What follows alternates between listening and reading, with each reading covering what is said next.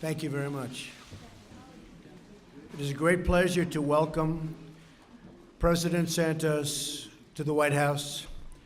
Colombia is one of our closest allies in the hemisphere, and today we reaffirm partnership between our two great nations. President Santos and I had a very productive meeting, and we will continue to work very closely together to bring peace, safety, and prosperity to the hemisphere. Perhaps no area is really more important in terms of cooperation than our joint effort to end the terrible drug crimes that plague both of our countries.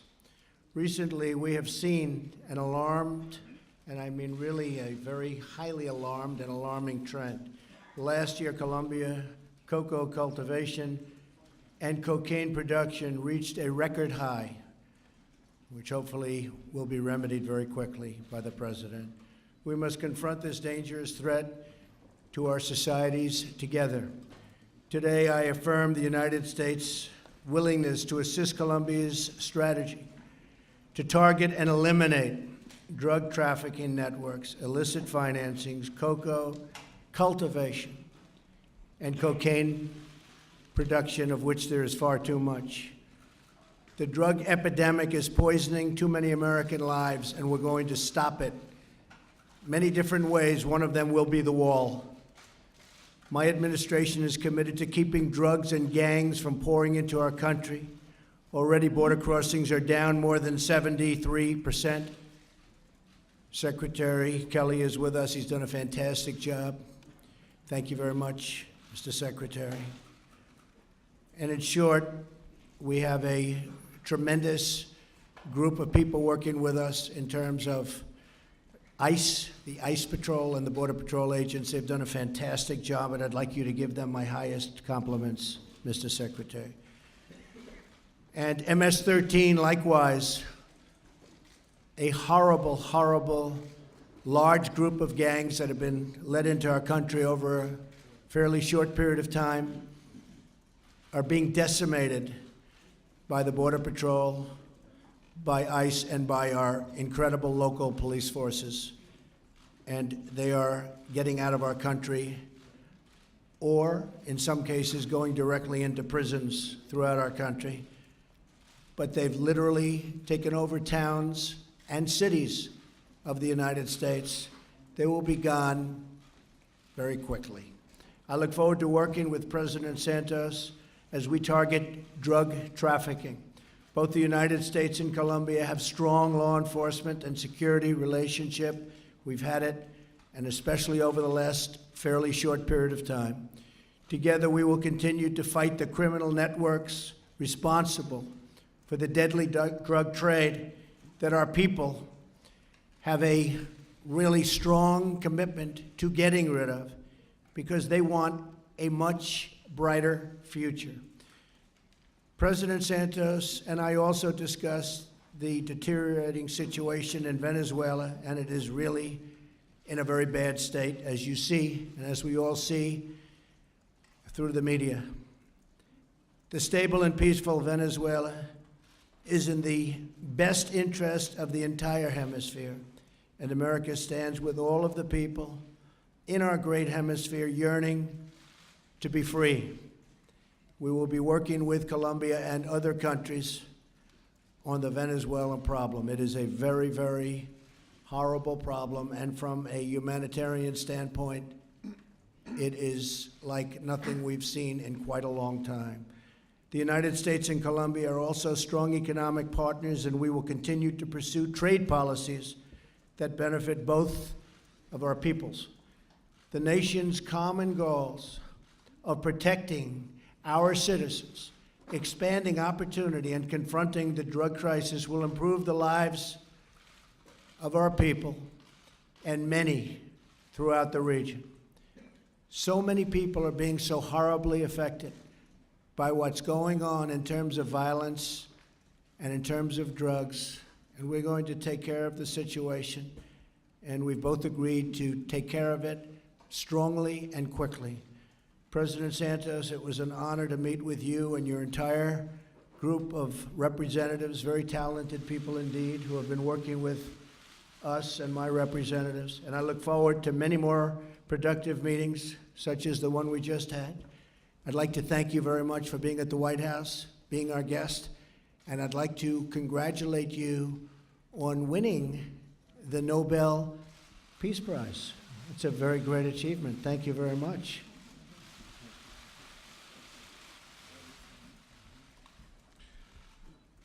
Mr. President, I want to thank you personally for this warm and productive visit and for the strong support Colombia has received from your administration, from Congress, and from the American people. Como usted sabe, nuestras naciones han As you know, our nations have had for a long time a strategic alliance, an extraordinary friendship. We believe in the same principles of democracy, freedom, and the rule of law. And we work so that the Western Hemisphere can be more prosperous and safe. The United States and Colombia, both democracies of greater and of longer standing in the hemisphere, we have supported each other. Our soldiers fight shoulder to shoulder in the Korean War. At the request of the United States, we sent anti-drug experts to Afghanistan, and today Colombia and the United States are working together to support Central America in their fight against drug cartels and the violence of organized crime. I can say, Mr. President, based on our conversation this afternoon, that I have no doubt that the United States and Colombia continue to be today, more than ever, a support one for the other. Our alliance was strengthened. Our most valuable cooperation has been Plan Colombia, which I can sum up in very simple terms. When Colombians were fighting to survive, for our democracy to survive actually, faced with the threat of terrorism and drug trafficking, the United States stretched out a hand and helped us win that battle. We will never forget it. Today we live in a different country. Today, Colombia is a more peaceful society, a more modern and a fairer society. In November last year, we ended the longest and last armed conflict existing in our hemisphere. The guerrilla is putting down weapons at this precise time to the United Nations. Insecurity has gone down significantly. Today we have the lowest levels of violence of the last 40 years. At the same time, we have had significant progress for our citizens on issues such as education, housing, health, and social services. Millions of Colombians have been lifted out of poverty. Today, we continue next to you as partners in Peace Colombia to consolidate peace in the most affected areas. With the robust support of your government, we are removing thousands of anti-personnel mines that murdered and mutilated children, women, and soldiers. We are healing the wounds of our victims, and we are embarking on a big social development program. Such as we said today, we are working with your administration to take advantage of the unique opportunity peace offers so as to reduce permanently the production of coca leaf in Colombia and fight more effectively the other links in drug trafficking, including consumption. We must continue and deepen the fight against organized crime, transnational crime, responsible not just for drug trafficking, but also for human trafficking and illegal mining. Our shared agenda, framed within a high-level dialogue that we Colombians value so much, includes cooperation, which has allowed us to have unprecedented progress towards quality education for everyone. And this is a priority in the policies of my government. And we wish to do more with regards to innovation and technology. With the active participation of the private sector, we have reached trade agreements, investment agreements that are mutually beneficial.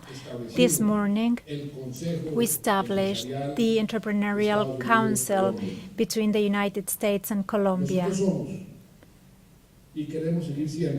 We are and wish to continue to be the best destination in Latin America for American businesses.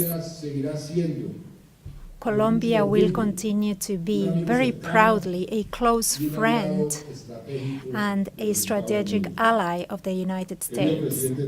Dear President Trump, I hope you can visit us soon so that you can personally witness the transformation underway in our country.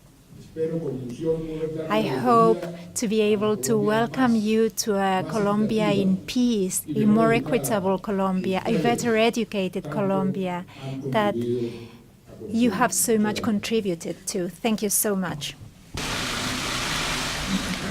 Thank you very much. Does anybody have any questions? I'm shocked. John, go ahead. Thank you.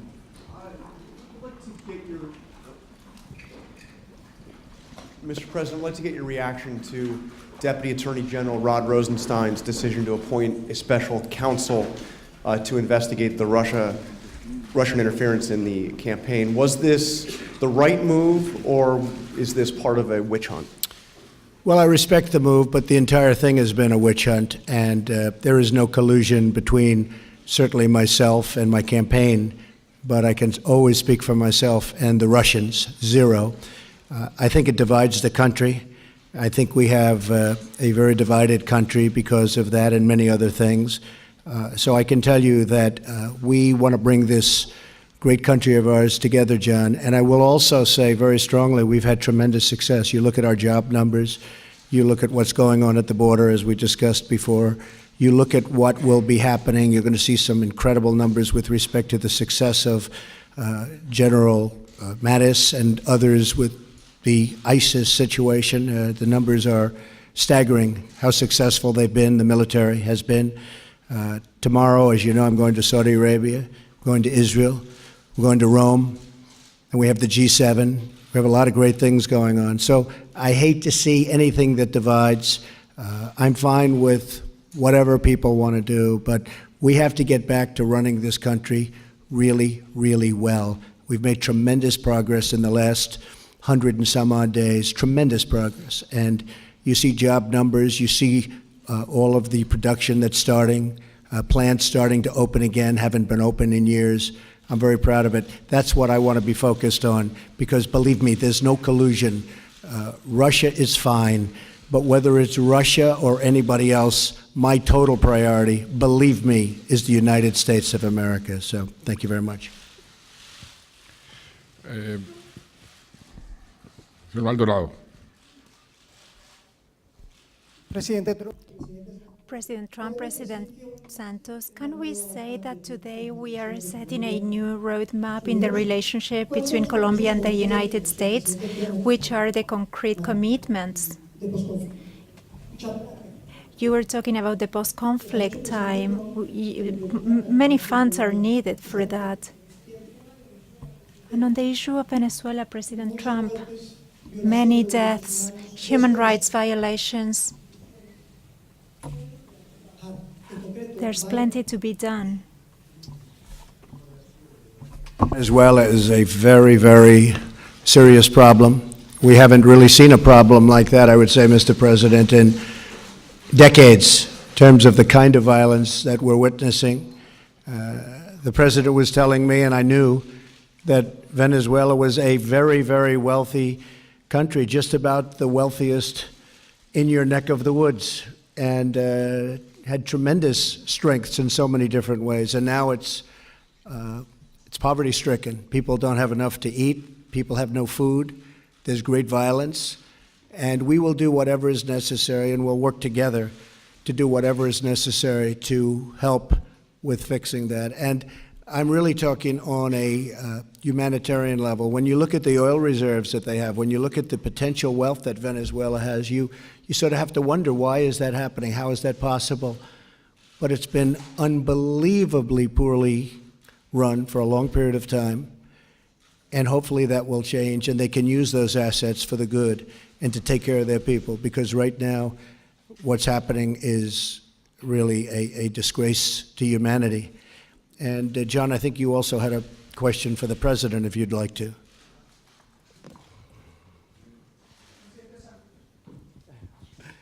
Does he have another one? Yeah. This question about the commitment, mire, el compromiso. The commitment on President Trump's side and his administration was shown through the approval of the budget, that for Colombia means an increase in the support to fund the post-conflict era. Last night, we received from a very important organization, the Atlantic Council, a report which includes both parties, presided by a Republican senator and a Democrat senator, with a roadmap recommending the governments of the United States and Colombia to follow. This morning, we established this Entrepreneurial Council, United States-Colombia, so that the private sector can also have a voice in that roadmap. This means we are working together on every front that can be convenient for both countries. We will continue to work together. We have ratified that commitment today during our conversation. And as I said before, we have the best of relations with the United States. We are strategic allies in the region, and we will continue to be so. Thank you, Mr. President. President Santos, to you. You heard President Trump say that critical to stopping the flow of drugs into the United States will be the wall that he wants to build on the Mexican border. Do you agree with him? Would that wall be a step, a positive step, and a step towards reducing the flow of drugs across the border? I believe that the best way to fight the drug trafficking is by collaborating. This is not a problem of Colombia only or a problem of the United States only. It's a world problem. And we have to all work together. We declared the war on drugs 40 years ago. The world declared the war on drugs, and it's a war that has not been won. So we must be more effective and more efficient. Now, we are doing a very big effort because of the peace process to have a new strategy, carrot and stick. Stick, by forced eradication, we have already eradicated this year only 15,000 hectares, which is the whole volume that we eradicated last year, and we're starting to eradicate, to substitute voluntarily through a program where the peasants, and we have 80,000 families already in the program, that they are going to substitute for legal crops. And this is the first time that this could be done because of the peace. Before, the conflict did not allow us to build roads and to give these peasants an alternative. Now we have. So we have to take advantage of this opportunity and continue reducing the production of coca. In the meantime, we will work together, the US and Colombia, with other countries, Central America, to fight the other links of the chain, the intermediaries. We have destroyed 22,000 laboratories in the Colombian jungles, seizing the cocaine in the transit. We have seized record amount of tons last year, and this year we're doing even better than last year. So by working together, we can be much more effective, and that is the commitment we just made or ratified this afternoon. And that was a long and very diplomatic answer to your question. I will say it a little bit shorter. Walls work, just ask Israel. They work, believe me, they work, and we have no choice. Peter Baker? Yes. Thank you, Mr. President. In the light of a very busy news week, a lot of people would like to get to the bottom of a couple of things, give you a chance to go on record here. Did you at any time urge former FBI Director James Comey in any way, shape, or form to close or to back down the investigation into Michael Flynn? And also, as you look back... No. Next question. Next question.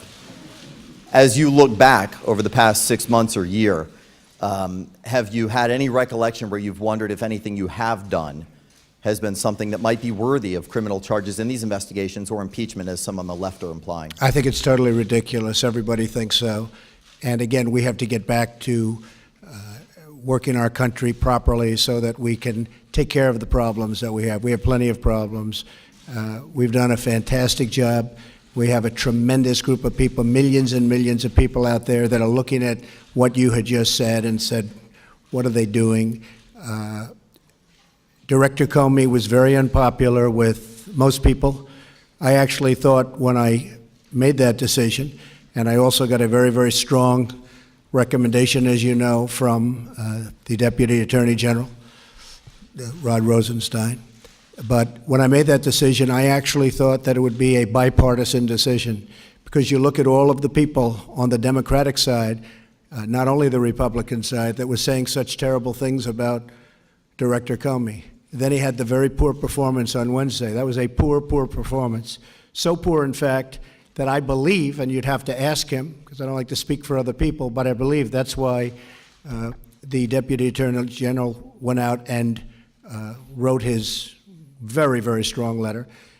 And then on top of that, after the Wednesday performance by Director Comey, you had a person come and have to readjust the record, which many people have never seen before, because there were misstatements made. And I thought that was something that was terrible. We need a great director of the FBI. I cherish the FBI. It's special. All over the world, no matter where you go, the FBI is special. The FBI has not had that special reputation with what happened in the campaign, what happened with respect to the Clinton campaign, and even, you could say, directly or indirectly, with respect to the much more successful Trump campaign. We're going to have a director who's going to be outstanding. I'll be announcing that director very soon, and I look forward to doing it. I think the people in the FBI will be very, very, very, very thrilled. And just in concluding, we look forward to getting this whole situation behind us, so that when we go for the jobs, we go for the strong military, when we go for all of the things that we've been pushing so hard and so successfully, including health care, because Obamacare is collapsing. It's dead. It's gone. There's nothing to compare anything to, because we don't have health care in this country. You just look at what's happening. Aetna just pulled out. Other insurance companies are pulling out. We don't have health care. Obamacare is a fallacy. It's gone. We need health care. We need to cut taxes. We're going to cut taxes. If I get what I want, it'll be the biggest tax cut in the history of our nation. And that's what I want. It's going to bring back companies. It's going to bring back jobs. We lost so many jobs and so many companies to countries that are not so far from you, Mr. President. They're very close to you, actually, and to many other places throughout the world. We're going to change that. We're going to have expansion. We already do. You look at what's happening with Ford and with General Motors in Michigan and Ohio. You look at the tremendous number of jobs that are being announced in so many different fields. That's what I'm proud of, and that's what we want to focus our energy on. The other is something I can only tell you. There was no collusion, and everybody, even my enemies, have said there is no collusion. So we want to get back and keep on the track that we're on, because the track that we're on is record-setting, and that's what we want to do, is we want to break very positive records. Thank you. you could ask a question. Ricardo. Oh, sorry. You have another question? For you, yes, sir, Mr. President. My question is, as someone who led a nation that's really done a lot of rebuilding and had to rebound from an epidemic of crime and drugs over quite a many years, what do you make of Mr. Trump's America First policy? And further, you've had a tough time with conservative radio, sometimes been called a punching bag, and you've said you have to persevere. I'm curious if you've given any advice to President Trump on how to do so. I don't think I'm in a position to give any advice to President Trump. He can take care of himself. What we did in Colombia, you quite rightly mentioned it, is persevere. When you know your port of destination, and you know that you're doing the correct thing, you simply have to persevere. And that's what we've done in Colombia, and that's why we were on the verge of being a failed state some years ago, and now we're one of the stars of the region. And that's through hard work, perseverance, and clarity of your objectives. And that's what we have done, and we have to continue because the trip is not over. Ricardo Ávila. Preguntarles. Mr. President, I'd like to ask you about trade. You are about to start the renegotiation of NAFTA, and Colombia, unlike other countries in the hemisphere, has a large trade deficit with the United States. Are you worried about the fact that that could contribute to increasing that trade deficit? Position on the peace process in Colombia. Well, it's been a long process, and it's been a great thing to watch in the sense that the president did a fantastic job. That's not easy after so many years of war. So I'm very, very proud to get to know you, and I really congratulate you. There's nothing tougher than peace, and we want to make peace all over the world, and you are really a great example of somebody that started it. I mean, that was a long, tough situation, as you know very well, coming from the country. But I think the president has done a magnificent job. Not easy, but he's done a magnificent job. Más claro no canta un gallo, como dicen, ¿no? Clearer impossible. On the trade issue, our deficit with the United States is not so large. It is a moderate deficit, which of course both countries will try to increase the volume of trade in both directions, and investments also in both directions. Colombia is becoming an important investor here in the United States, and this is something not many people know, but we have considerable investments in the United States. We have attempted to give dynamism to these flows of trade, of investment, getting together those main players who are the investors in the private sector. I believe the foundations have been laid. We have the free trade agreement, which is working well. The number of Colombian businesses that are exporting to the United States